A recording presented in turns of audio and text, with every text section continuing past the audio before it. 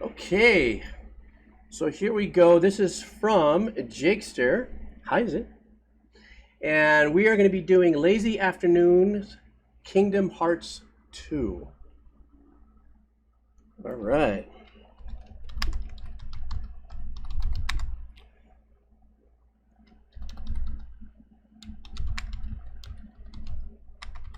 Let's see if that works.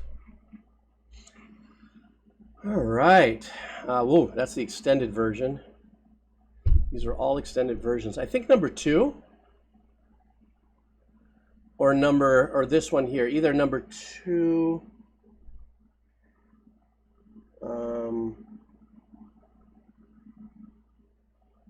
Okay. Thank you, Meatball One. Wonderful life. Okay. Hang on, I'm going to get back into this. This is number 2. All right, let's do this. This is for Jakester. And this was the one that I missed. Thank you very much for that cup of coffee or that little swig of cough syrup. Because that's what I just took when I took on my break. So here we go. This is Lazy Afternoons. And this comes from Kingdom Hearts 2. All right.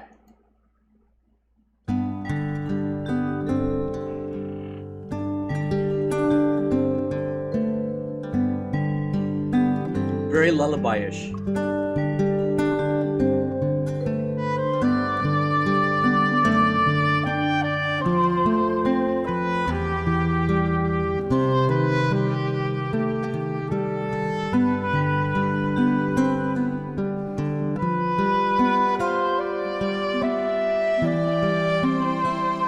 Nice.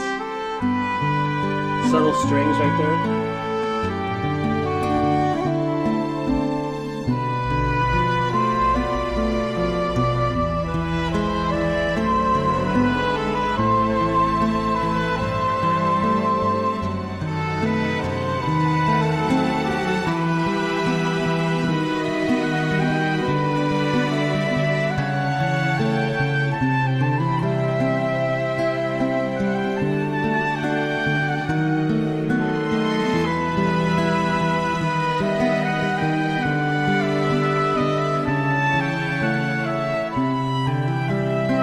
Beautiful melody, oh my goodness.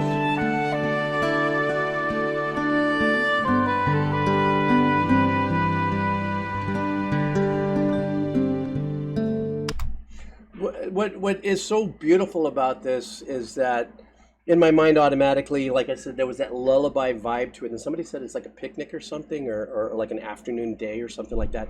And it is that in a very kind of like where you can envision, you know, dandelions blowing in the wind kind of a vibe, a very happy, peaceful moment, perhaps in the game. I don't know what this game is about, but it looks like there's some action to it. But like, and this is a time where it's a break or a moment of reflection or a moment of maybe characters getting together before they venture out into the next scene there or part of the game. The beauty and the subtleness of the acoustic guitar playing is what keeps it. Literally feels like it is pulling our heartstrings. It has that vibe to it. It has that, you know, maybe there's a potential relationship in this scene. I don't know what this cutscene's about or whatever, but it feels like there's some kind of moment perhaps of I don't want to say romance, but maybe some kind of love ship awareness or something. The beautiful melodies. I'm going, wait a minute, that's an oboe, or it could be a tenor saxophone. But nonetheless, in the zone that it's played, it's just so beautiful. And even the strings, if you notice, the strings are much more arranged and composed as an ambient additional aspect of it. It didn't have a life of its own. It was more of a very soft kind of arms around you kind of vibe, very lightly kind of a thing. So anyhow, we'll continue.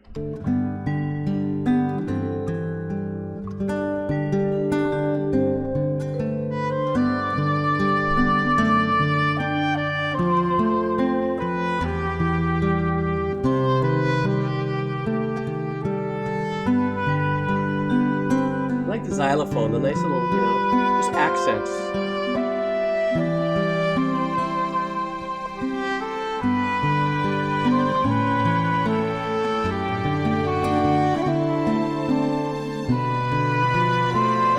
Hear how the strings are just...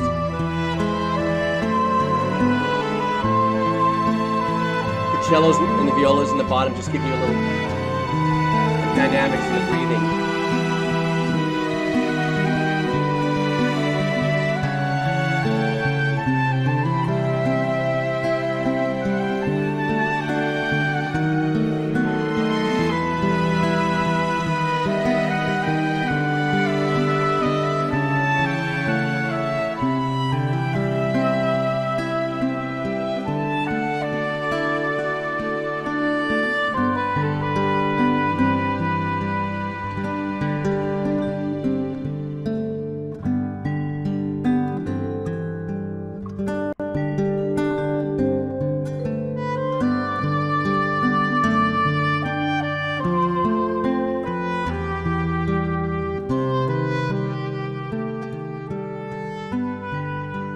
So this repeats, okay.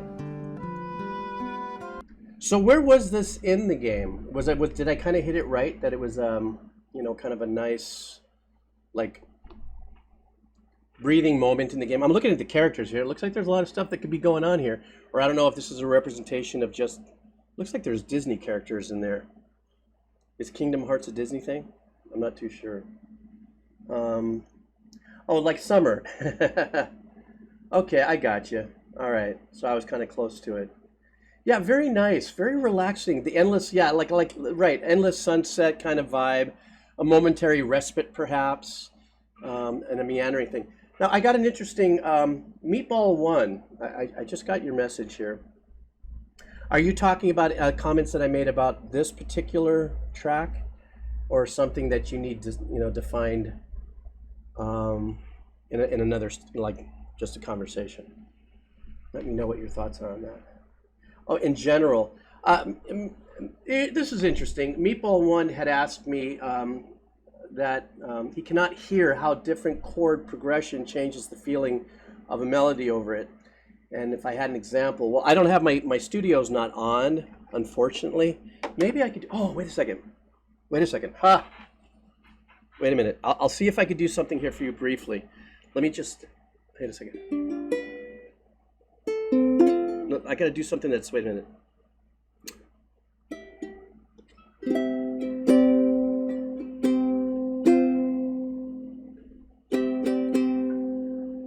So if I was to go da da da da da da da da da da da da da, so the melody da da da da da da. Now, if I was to change that around and make it, let's say, like minor, da da da da da da da da da da. Whoops, da da da. So that melody, da da da da da da, that could be the same exact melody, but can change, obviously, how you're listening to it and what it's going to make you feel based on the chords that are behind it. So everything I did was very melodic, and then there was a couple ones that were kind of minor.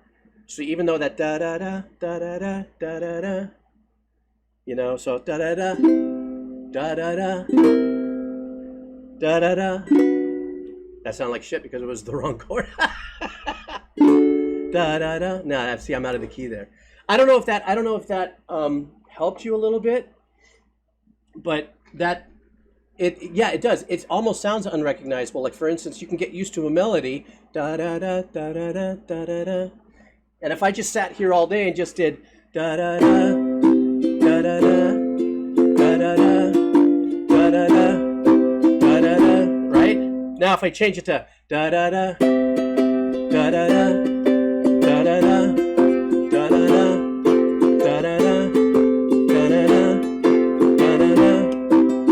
See, so that's the uniqueness of composing and arranging and stuff, is what I would surround that melody with. Now I'm going to give you a completely different vibe of that, you know, that kind of a thing, you know. God, wait a minute, you got my brain running on something now. Hang on for a second. You see, okay, well, here's,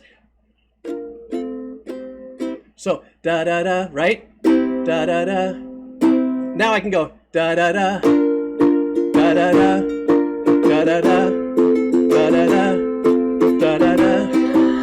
You know what I mean? You know, I changed that da da da da da da da da da da. Was it da da? Wait. Da. But yeah, that's the thing about composing. I went long on that. I'm sorry, but that was it. That was a nice question, and I appreciate that, because that allows me to explain a little more of what it is that composers have the ability to do. You know, even with those 3 notes that seem to be very happy, I can take that and make it dark and ugly and hideous, you know, by changing, you know, the supporting chords behind it. So I hope, oh, good. You know, I'm glad you got that. So thank you, everybody. I appreciate that moment there to explain that. And I like that. I like those kind of questions too. Please feel free to ask me those questions, because the more that I can go off on my little tangents explaining certain things about the house, I think the more people who enjoy music, no matter what style it is, I don't care if it's goth, screaming metal, you know, black metal, or if it's classical music, if there's something that I can give that kind of helps the penny drop so you understand a little more, that's just what I live for. So I'm glad you got a hold of that. Okay, let's see, what do I got next? Oh, now I'm going off to my my lucky dip list. So let's go back onto my list. Stand by for 1 second. All right. This is a no-brainer, everybody. I am doing this for I'm a Sneak, my lead stooge. Are you here with me still? I'm a Sneak. You may have gone to bed. I don't know. You may be kind of like nodding off already. Oh my goodness. Let me see here. There you are. Okay, before you nod off and go to sleep, let me do this one for you. This is Armored Core 6, Rough and Decent, or Rough and Descent. Come on, laugh at me, okay? I don't know. Armored. I can't spell. I can't do anything. I'll write the bejesus out of music, but outside of that, you know, I write good. Oh man, I forgot Armored Core 6. Decent. Wait, Descent. Oh shit! I've got to be so. Here it is. Rough and Decent. Decent. Wait a minute. There is a vowel, consonant, vowel. Okay, I'm going back. I'm just a bill. I need to go back to my Scholastic Rock days in order to figure shit. Oh my goodness.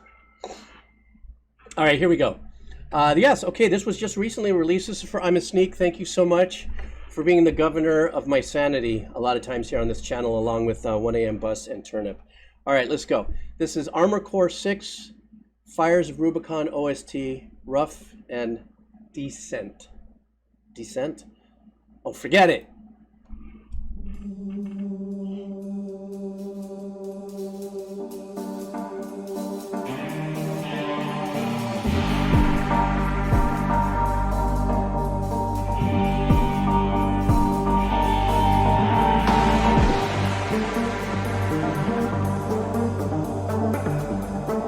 Ooh, I like this.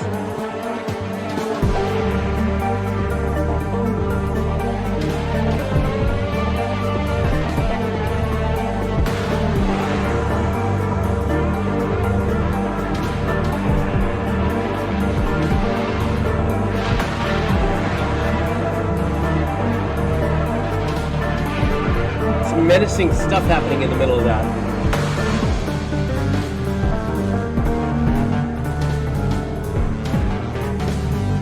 Little nuances of kind of a ragtime jazzy thing.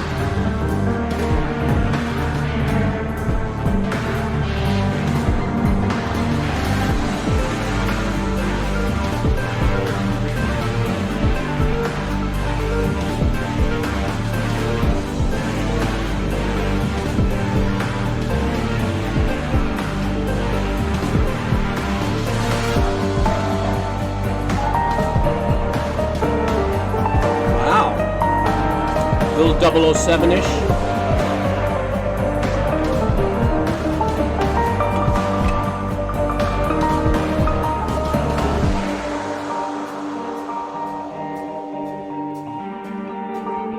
where I'm waiting for it to get to some kind of like rave house kind of vibe, but it never gets in there.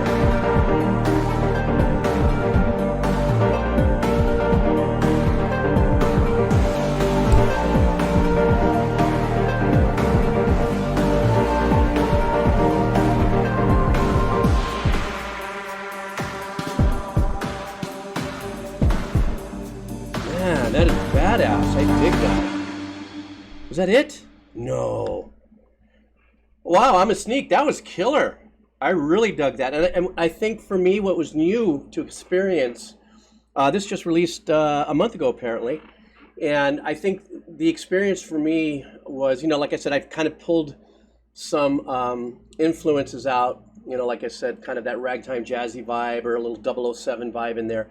But I think it was the fact that the unexpected happened when I thought I was going to expect to hear maybe some kind of straightforward kind of rave hip hop, rave house kind of beat happen, and it never showed up. And what it really filled itself with was that very unique piano sound that, you know, the composer, you know, manufactured, you know, with whatever modules they put together. And I mean, there was still the hi-hat and the other stuff that was going on. There was still a kit there, but it had a lot more of that it wasn't swingy jazz, but there was that going on. And I think I was in my mind thinking, wow, if I hear these certain kinds of synths, I should be expecting to hear something else. And I love that fusion of that piano synthy vibe with some of the more thicker analog style, I guess maybe. I don't even know what to call it anymore. I remember what analog synth sounds like. I know what digi synths sound like, but sometimes digi synths try to, and do very well in mimicking or modeling analog sounds. This was great. I fully dug this. Who was the composer for this? I'm a sneak. Do you remember? Same company made Elden Ring. Yeah, it was really wicked. It was a really killer vibe, for sure. Focus. But thank you for that. I'm a sneak, and everything that you always do, of course. All right, something else from the Lucky Dip. We're going Lucky Dip. All right. Instead of me calling out the names and waiting for them to show up, because you never can tell, maybe they bailed, doesn't matter. I'm just going to do the songs, and when they show up, they do. If not, now that I opened up that YouTube channel, then you can always catch it on that. So remember that, guys. If you've dropped a song, especially if you've done a dono and you've missed it, the YouTube channel where I now put all my VODs is open. I put it up there usually within 24 hours. And one of my Three Stooges is probably going to drop that link in a second. So remember, join there, hang out there just in case you missed anything. Or want to see some of the stupid things I did already in the past. You want to see it again and don't want to do it on Twitch. Okay, let's go with Duke Nukem 3D, Grabbag. Grabbag? Duke Nukem 3D. Duke Nukem 3D. Grabbag OST. ODT. Nope, that's Halo. Okay. Are we talking about this Grabbag theme? I think that's it. I don't know if the person that let me at least say the person's name. That came from Square Meal. Square Meal. Oh, there you are. Okay. Super cool beans. You're here for this. All right, the first one. Let's do this, guys. Duke Nukem 3D, Lee Jackson, Grabbag theme. Grabbag. Here we go.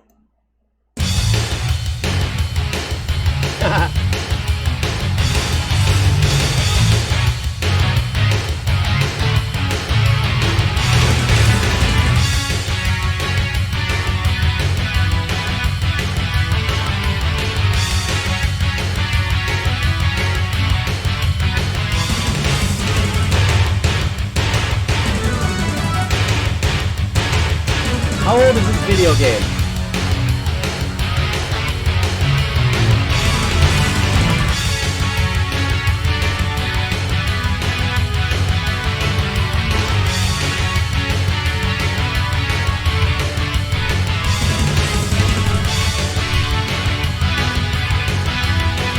Thanks for 1996, okay.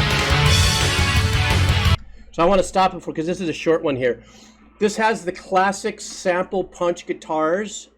So obviously it's a sample, the guitar playing there, but it's doubled with a really thick, gnarly, nasty synth, and the toms and the drums and the programming. So please enlighten me really quick. I'm going to start it again, but so we're in 1996, we're past 16-bit, right? Or are we still swimming in 16-bit world?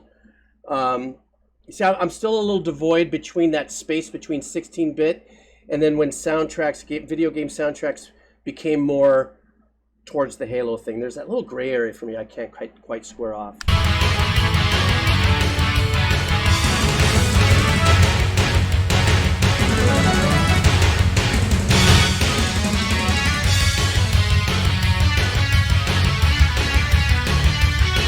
I know it's supposed to be a guitar, but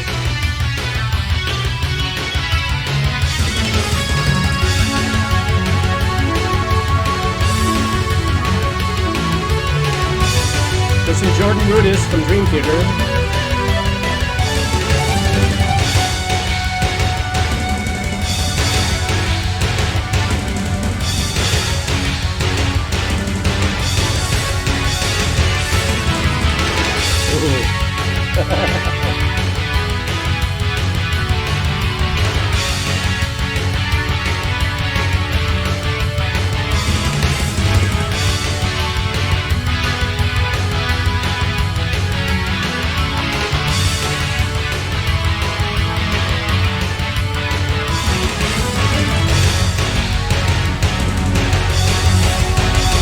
Big ending.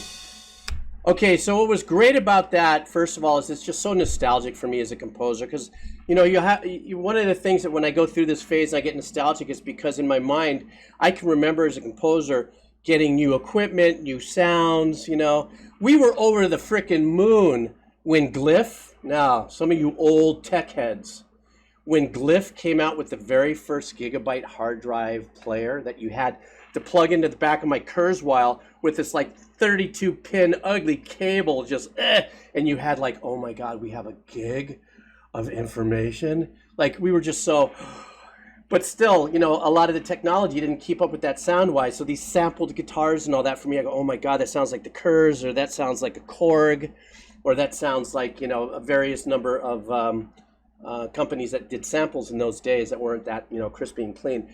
About this track though, that's really kind of telltale for me as far as nostalgic, is that when the kick is driving eighths and those tom-toms, it's the same swipe of toms. You know,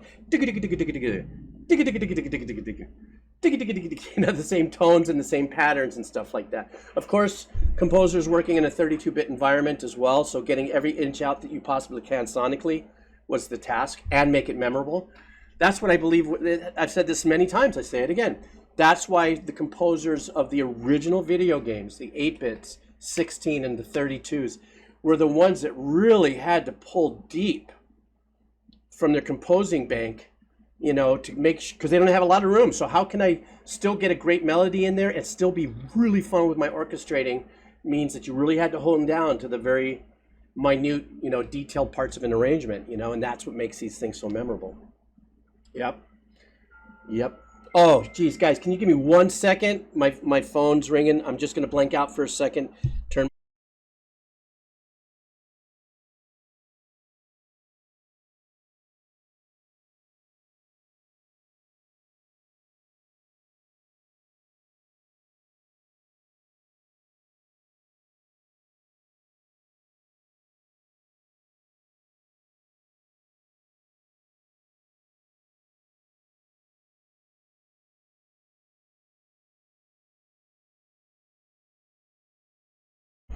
Okay, we're good. Sorry. I just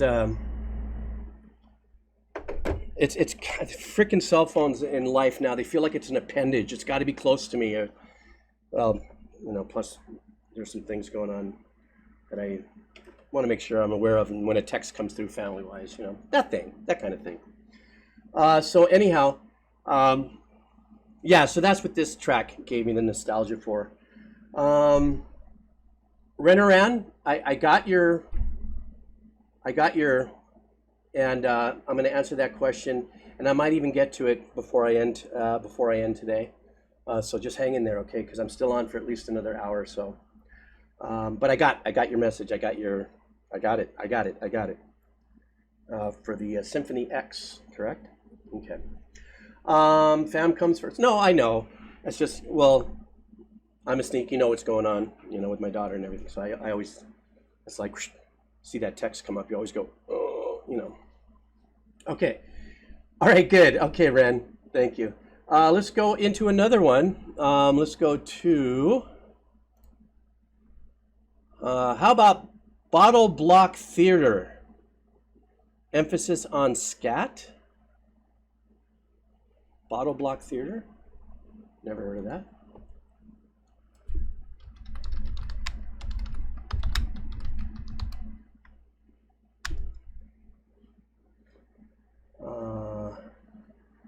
Wow, everybody's piping in for BattleBlock.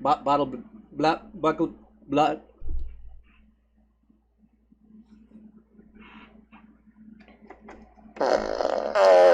Okay, I feel better. BattleBlock Theater. I couldn't get it. It's like I got all like tongue-tied. I can't even say it. Okay, this one is. Let me see.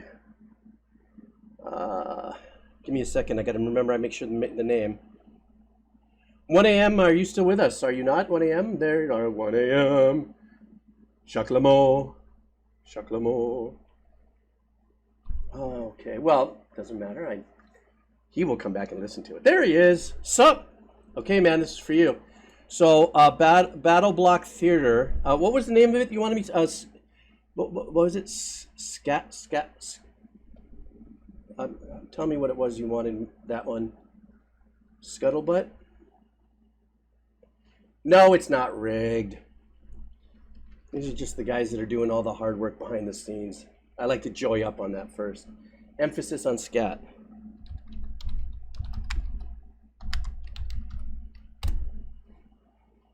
Like cat scat? Like poop? Or scattering? Emphasis on Scat. Here we go. All right. All right, let's do this. It's a secret.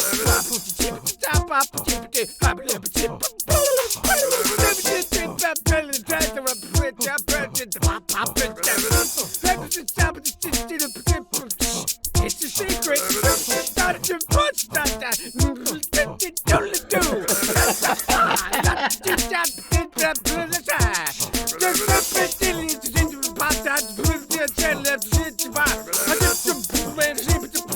I'm waiting for Les Claypool to jump out or something, you know? Primus. Come on, everybody, with the emojis. Come on, there's 90 people here. Come on.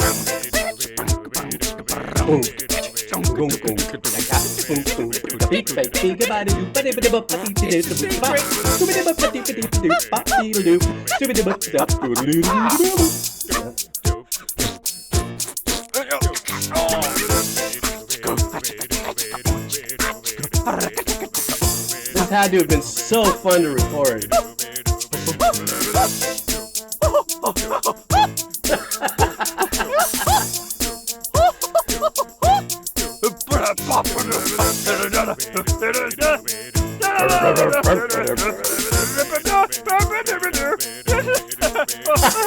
Heck, Don.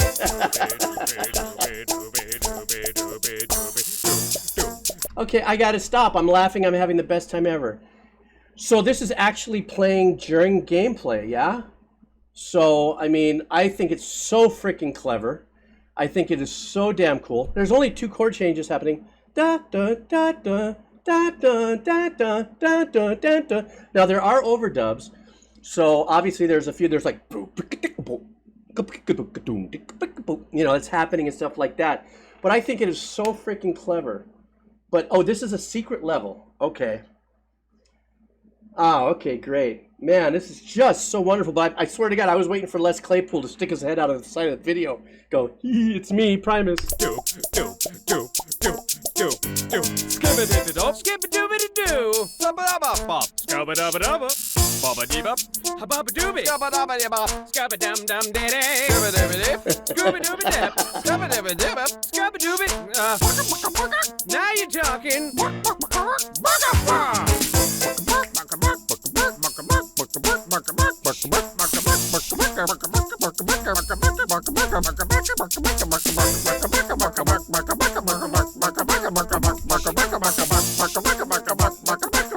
Hey, hey.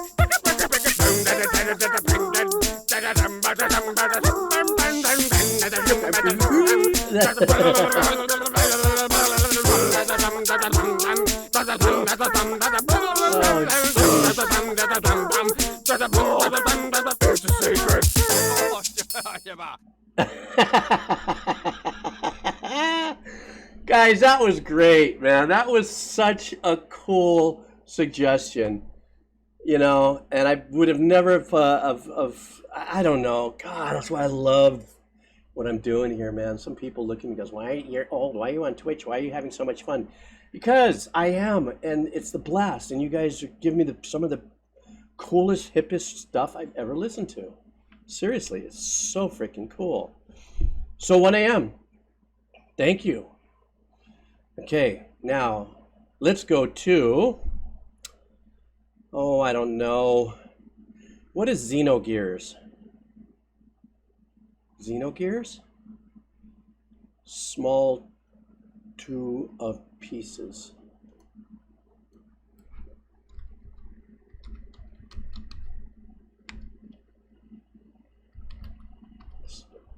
Small 2 of pieces.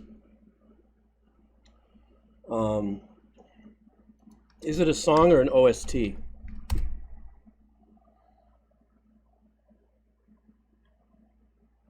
No relationship to Xenomorph. Second one. All right, here we go. So let's do this. You know who wants this. I know you. Thought I was like in a you know, just only, yeah, but here we go. Ooh. Ooh. A little harmonics there.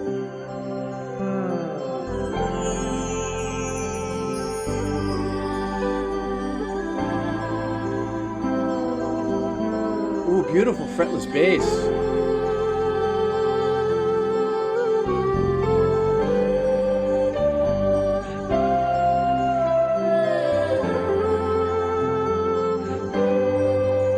Why would this be on MTV though? Did they have a video game show? Run through the cold of the night as passion burns in your heart. Ready to fight, a knife held close by your side. Oh, okay. Like a proud wolf alone in the dark, with eyes that watch the world, and my name like a shadow on the face of the moon. Broken mirror, a million shades of light. As much as I love this melody, that bass The line old is echo butter. fades away, but just you and I can find the answer, and then we can run to the end of the world. We can run to the end of the world.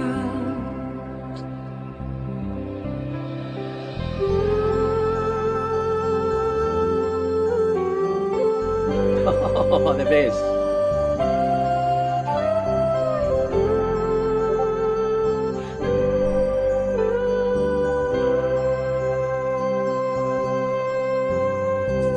Cold fire clenched to my heart in the blue of night.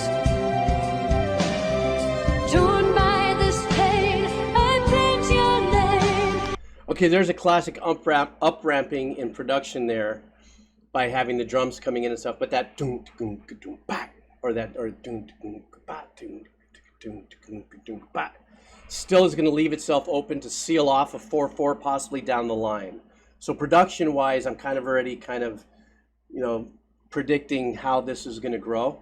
Now, I'm going to say something here. I don't know if it's this version, or maybe I should be listening to the other version, but this is only in mono. Guys, are you hearing this only in mono as well, right? I mean, I don't know if I should just, where are we here? We're at 224. I want to click on something really quick, guys, and see if there's a stereo. If this isn't stereo. Hang on. Oh, yeah. Okay. So I'm going to start it all over again now because this is the stereo version. That other one was a mono version, and I thought maybe that was the only thing, and I knew I was going to be missing some dynamics, so kind of starting it all over again. But now I'm going to let it play through since I made my stop. These beautiful voice and vocals that are being performed here are stunning, very pad-oriented. When I'm going to start this over and let it glide now. Do me a favor, 2 questions. Who's the composer, songwriter, and when did this game release? Okay, now we'll listen to it in stereo. It's going to sound a whole lot better. Oh, yeah.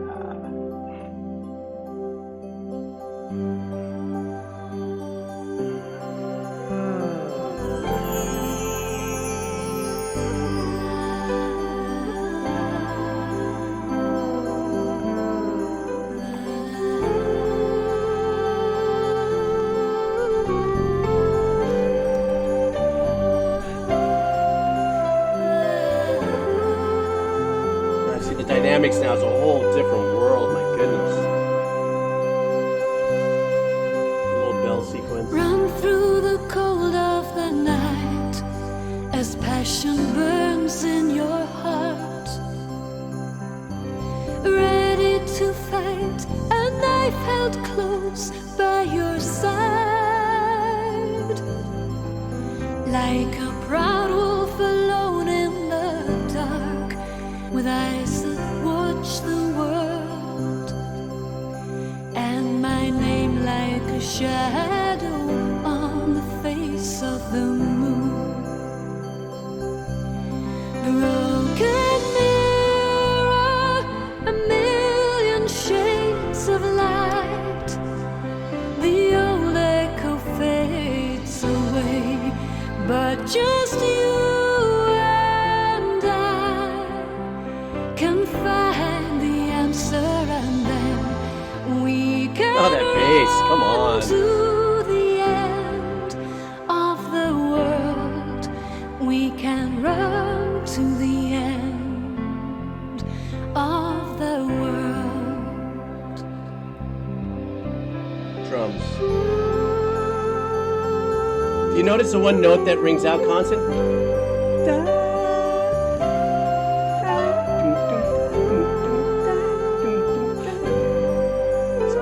It's that zipline note that I always talk about. Okay, maybe drums now.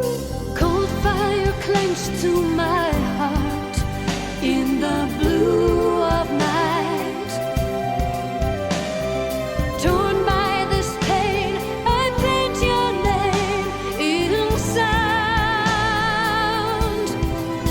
And the girl of the dawn with eyes of blue, an angel.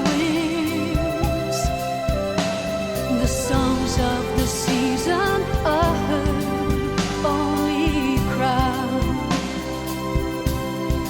Broken mirror, a million shades of light. The beautiful harmonies. echo fades away, but just you and I can find the answer, and then we can run to the end of the world. We can run to the end of the world.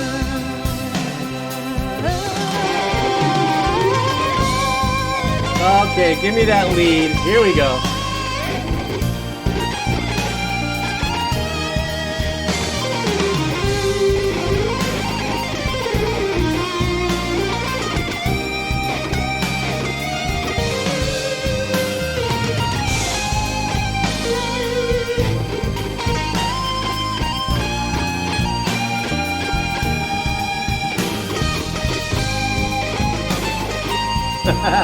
Try to get a little jazzy there on you.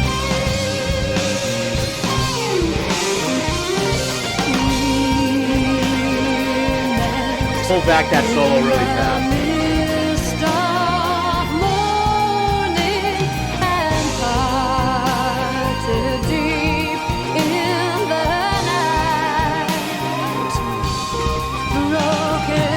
The flute on this side's great. Listen. And shield and tears that never fall, but run through the And the guitar is still going. He's still ripping one in the back. washed away by the darkest water. The world is peaceful and still.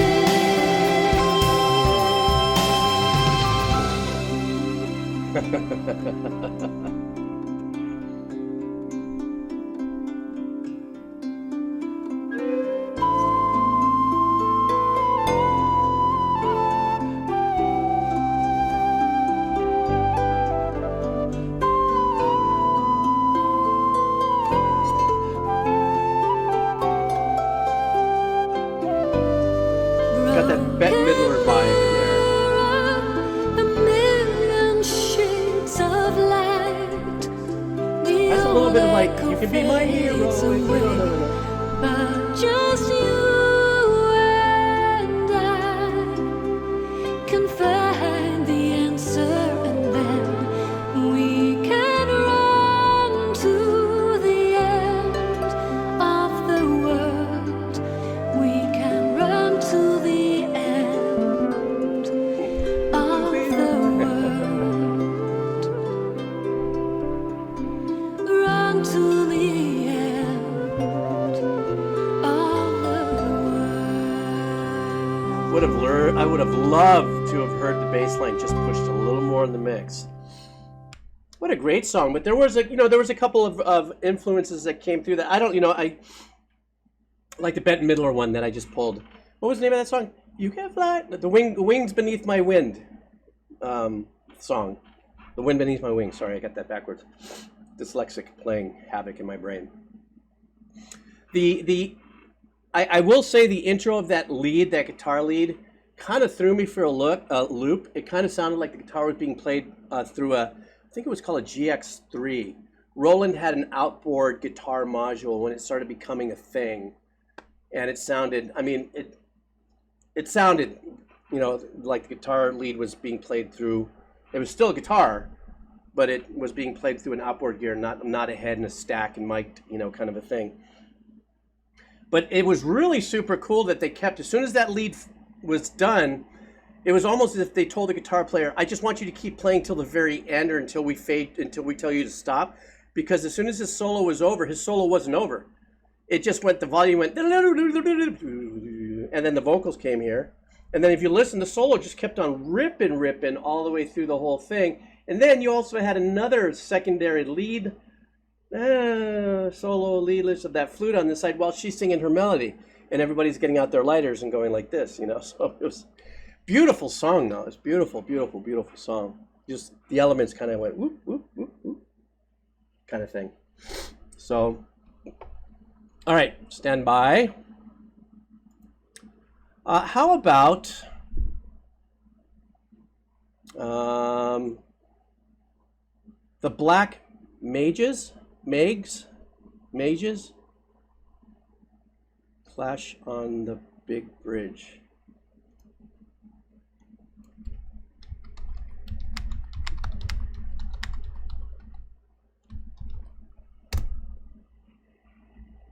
All right. The Black Mages. Battle of the Big Bridge? Does it have to do with Final Fantasy? Or did I type it in wrong?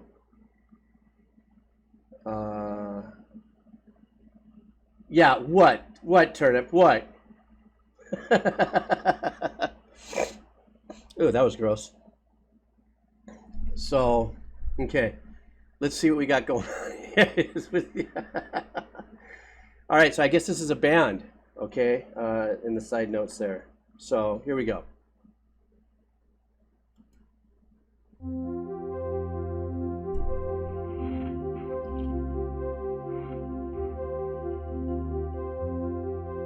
Oh, it is a Final Fantasy. 5? I'm just looking at the title.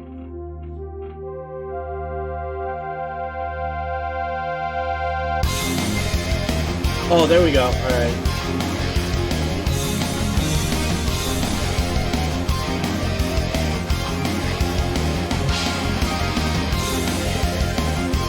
So the composer's really a metalhead. All right.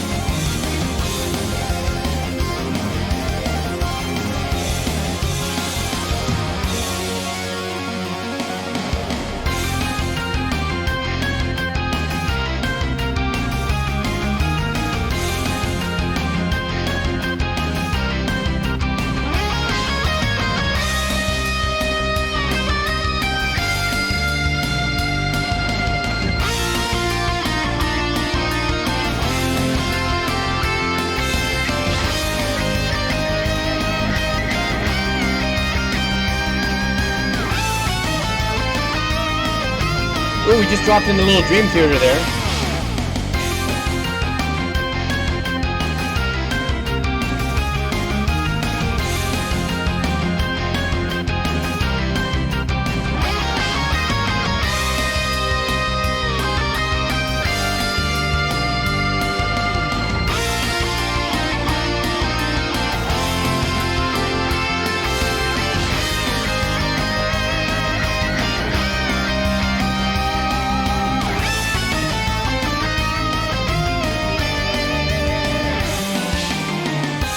That's when the composer really jumps out. Even though, and now my quick question is, Turnip, is this a the band version of a piece of music that's in an original Final Fantasy? Like, is this, obviously it's not 8-bit, 16-bit, or even 32-bit. This is very well produced. So is this just the band version of it, number one? And number two, what is really great about this track is that you still hear the composer. So it's a cover. Okay, great.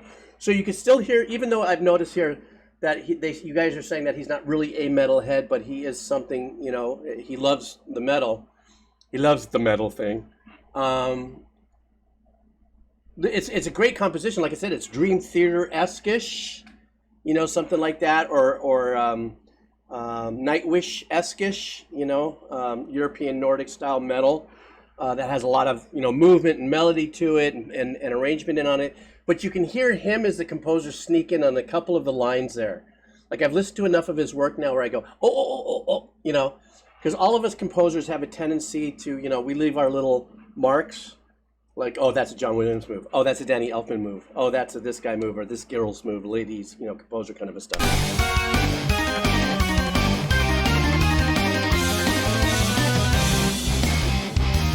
Little LFO, Edgar Winter kind of vibe there.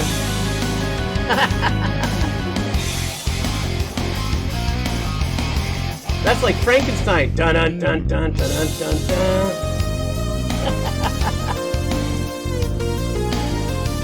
Yeah, the bass is cooking.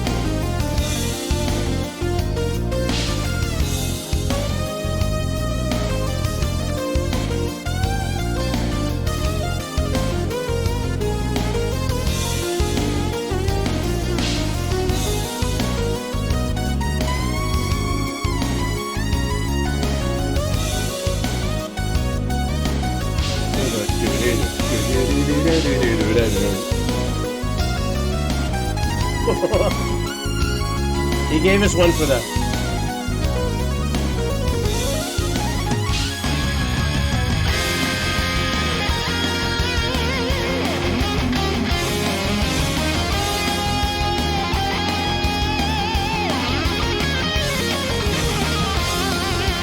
Wow.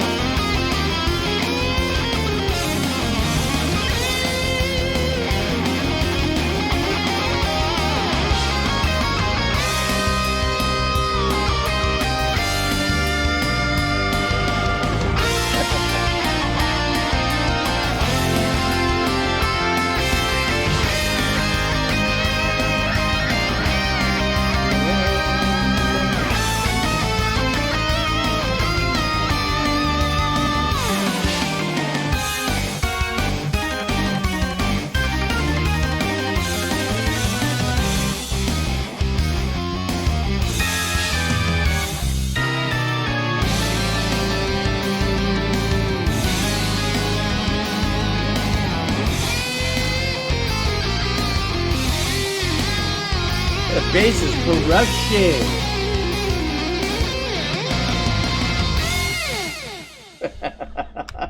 What a brutal track, man. And there was a couple times there was full-on Edgar Winter style sections in there. Was that Edgar Winter that did that song? Dun dun dun dun dun dun dun dun dun dun dun. I think, was it Frankenstein or something like that back in the day? Was that Edgar Winter or ELO?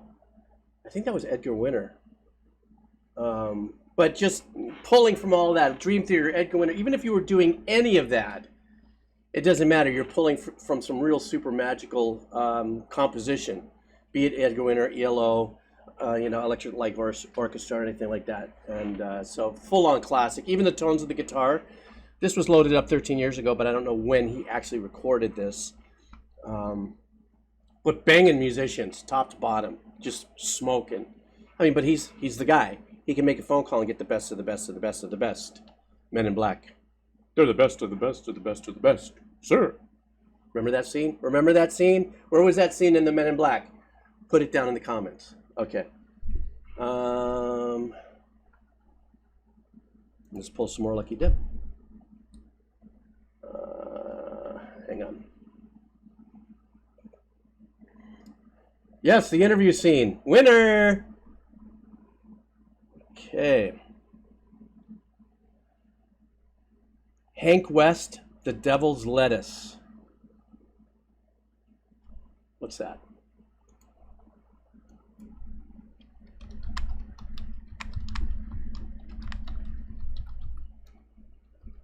Spelt that wrong. Oops.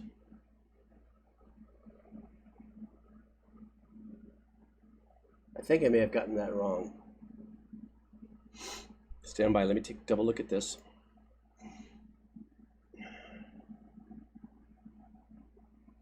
Huh. Name of the track is Stupid? Lechuga de Diablo.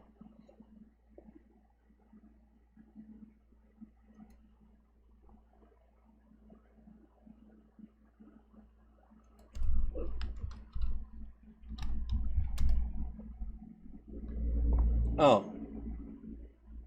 The Devil's Lettuce. Okay, hang on for a second. Let me... Hang on for a second. Cabrón. Dame un momento, por favor, carajo. The Devil's Lettuce.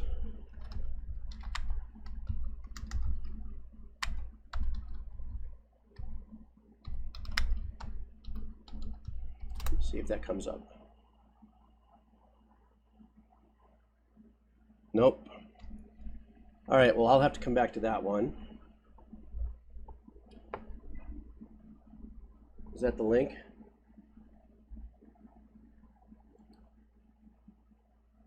Okay, let me see what happens if I hit the link.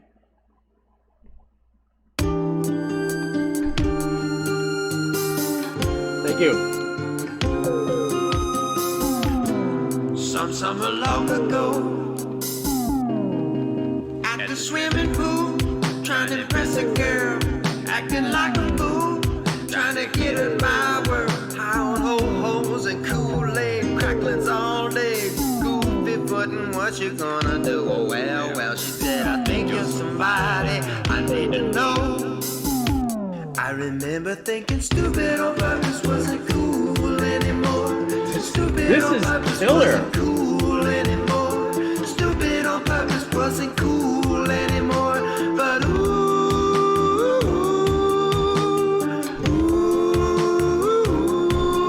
I was wrong. Now sometime in high school, I'm sitting in Soul City. Somebody give me a background on this band. Working hard to follow all the rules, but I get real mad cause I barely made a D. So I wrote an essay in less than a page about how many licks it takes to eat a Tootsie Pop. Teacher says, good job, young man, you get an A. I remember thinking stupid on purpose wasn't cool anymore. Stupid on purpose wasn't cool anymore. Stupid on purpose wasn't cool anymore. But ooh, This is great.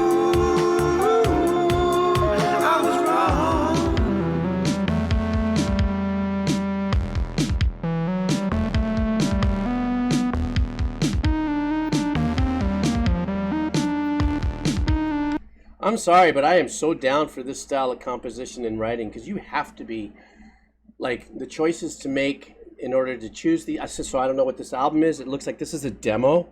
It's unlisted, so I've got an unlisted link here, so I'm assuming that the individual must be part of the band or something.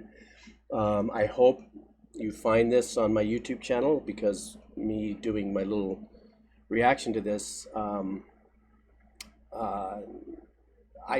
love this kind of work.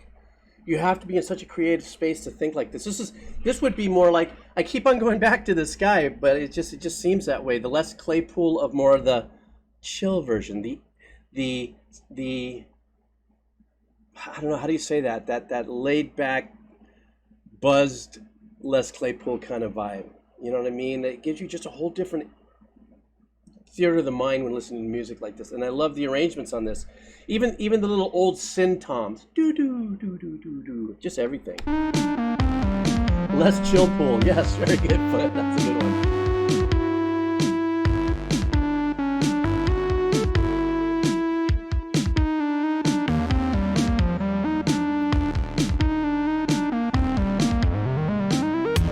Nice.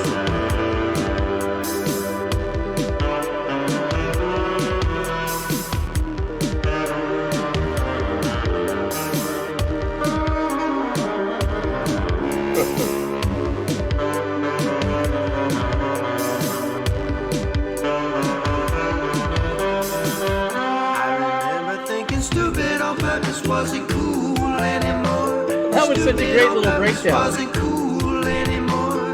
Stupid I would stop it there and say sativa or indica. on purpose wasn't cool anymore.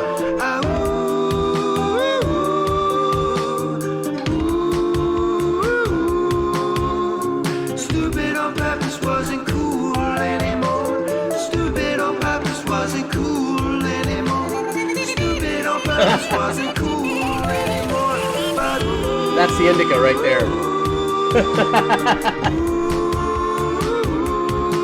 I was wrong.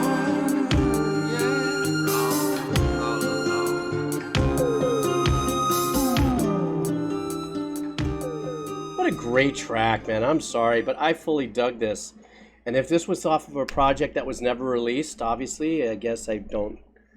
An album was very, very special, censored version, shortened tracks. I'm reading this other down here that it's letting me read here. Oh man, I'm gonna put this on my save. Put this in here on my save thing because I want to listen to it. Oh, that's great. I really super dug this track, really. And the joking thing is, yes, of course, that was, I knew that Devil's Lettuce was an old school setting for weed and stuff. And then I looked at the artwork. I was like, okay, that's what would happen to Gumby and Pokey if they came across a big bush of banana buds. For those of you who know, from the Moonlight Harvest back in the Maui days, the banana stinky buds. But anyhow, I loved it. Those chord changes were really nice, and there was a really that breakdown section was really super spacey, but it was nice. It had the elements of educated texture musically. There's a way to say that. I really super dug that track, man. That was great.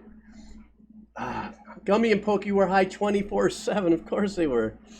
Gumby and Pokey. And then I'd straighten myself out and watch Davy and Goliath. I was a mess as a kid. Like, what kind of messaging am I getting? Gumby and Pokey are high as Franks, and then Davy and Goliath were like, and then it followed up with Little Rascals. I was a mess. This was my training. This was my social training for how to deal with elementary school and stuff. Oh, yeah. Prickle wasn't into it, though. That's right. I remember Prickle. Okay. Let's go somewhere else with some lucky dippage. Okay. Bloodborne. Laurence, the first Vicar.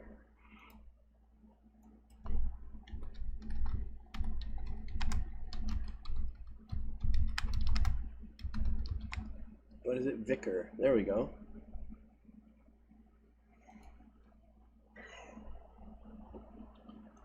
All right.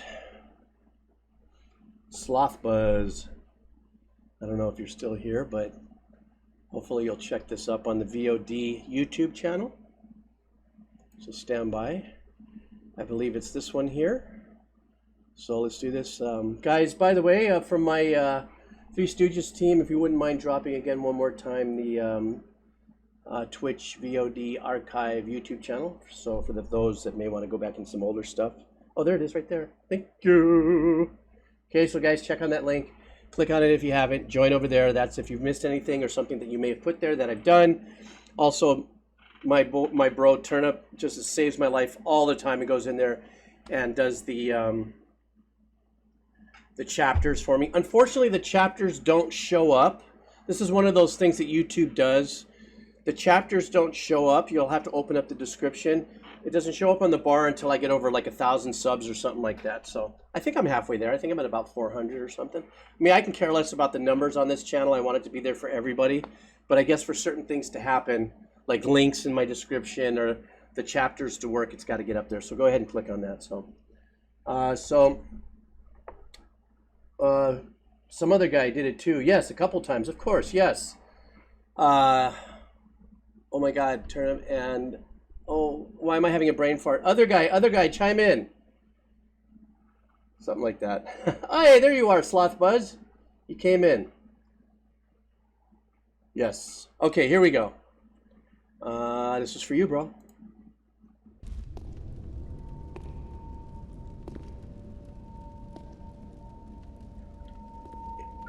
Is this the music or is this a cutscene? Maybe I click. Let me stop this for a second. Stand by. Let me do this, just in case. Make doubly sure. Ah.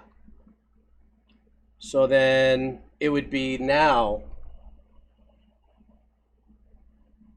That's the extended and clean. So I should play the first one then, right? Come on in with me on this and let me know. Or it looks like it would be the first one. So the first one, okay, Sloth.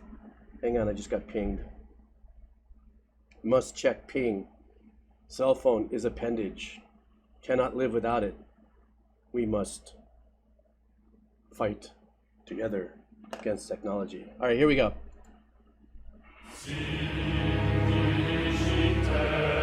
Ah.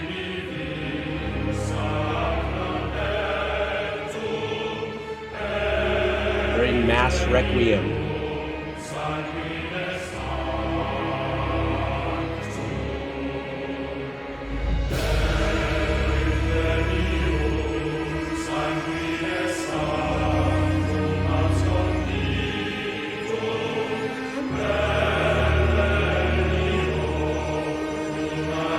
Such a big sound. Full choir, organ, cello. Oh.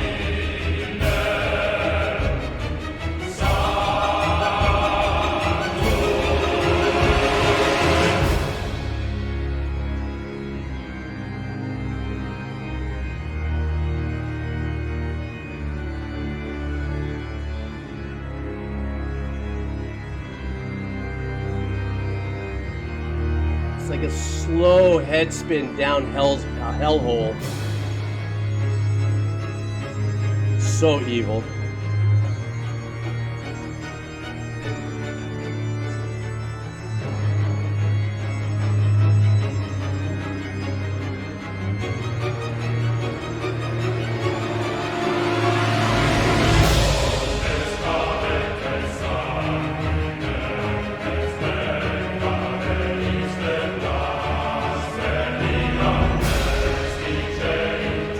Is this a made-up language?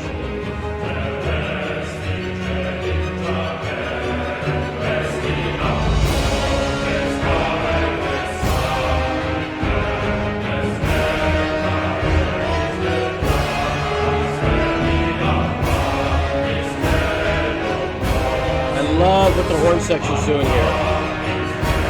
Oh, it's Latin. Okay.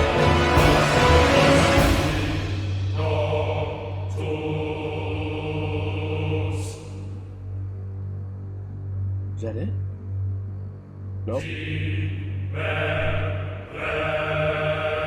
Okay, maybe a good time to stop. This sounds like a part of the game, perhaps, when, like it's an unearthing, something born, something gigantic being released, like, you know, release the Kraken. That kind of a vibe. Like it's an uncovering of something that is, like, becoming massive and gnarly and ugly and hasn't done the damage yet. I don't know. That's the vibe that I'm kind of getting. Kind of like the introduction of some gigantic boss or some evil spirit or something gnarly like that. That's kind of what it kind of sounds like. I don't know. Is that all languages are think? Every boss in Bloodborne is pretty gnarly. Okay. Giant flaming werewolf stylish thingy. Okay. Just I don't know. I just kind of felt like it was like maybe a first time this character showed up, and it was the blow up of it, the heinous, dark, hideous musical blow up of it. That's just what it sounded like to me.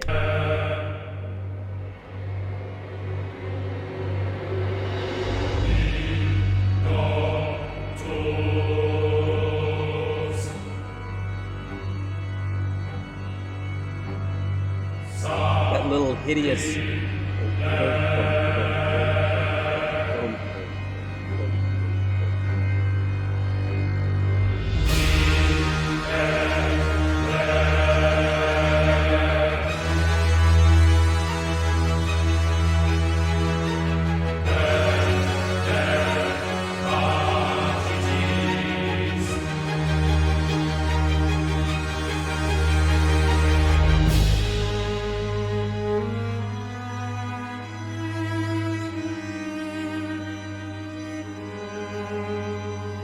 Something so haunting about a solo cello when it's composed this way.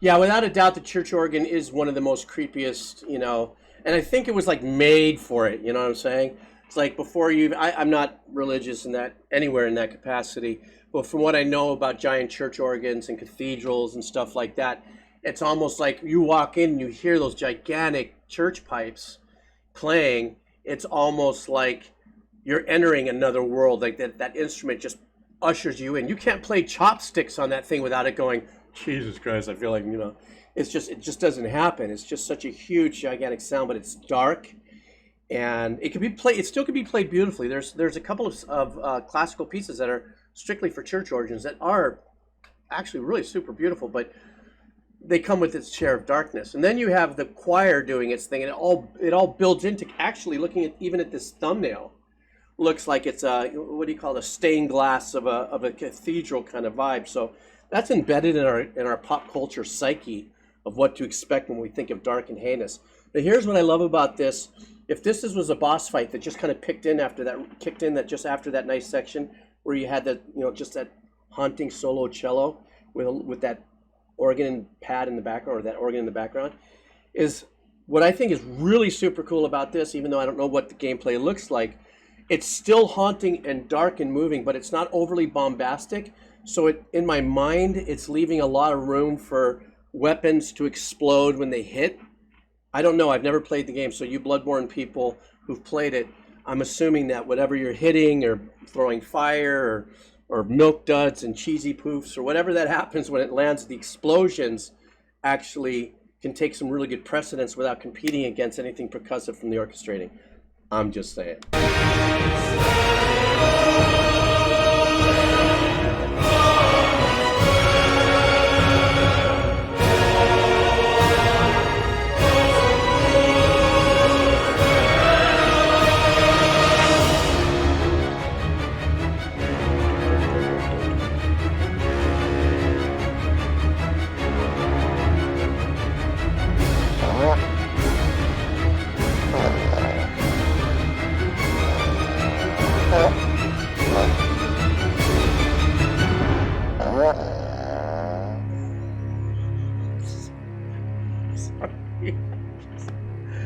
I'm sorry, I didn't mean to end it that way.